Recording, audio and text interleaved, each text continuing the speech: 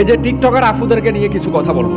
ওনারা অধিক লাইক এবং কি অধিক ফলোয়ারের আশায় তারা বেফদ্দা হয়ে টিকটক করতেছে। শুনেন, আমি তাদেরকে বলতেছি যে খাবার যদি ডেকে না রাখেন ওই খাবারে মাছি একটু বেশি পড়ে। তাই এটা ভাববেন না যে বেফদ্দা হয়ে আপনি টিকটক করতেছেন, অধিক লাইক আসতেছে, অধিক ফলোয়ার আসতেছে, লাভ নাই তো। এগুলো ময়লা আবর্জনা আসতেছে।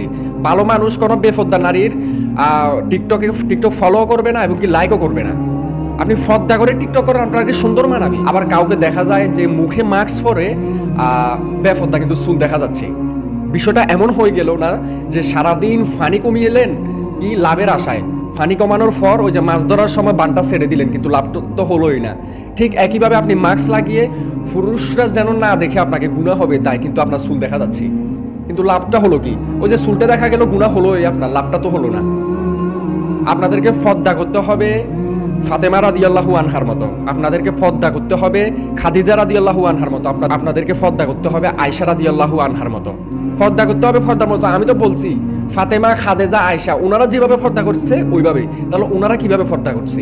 তো ওনারা ফর্দা কিভাবে করছে ওইটা অনলাইনে গিয়ে সার্চ দেন, ওনাদের পর্দা কিরকম ছিল, কিভাবে ওনারা চলাফেরা করছে।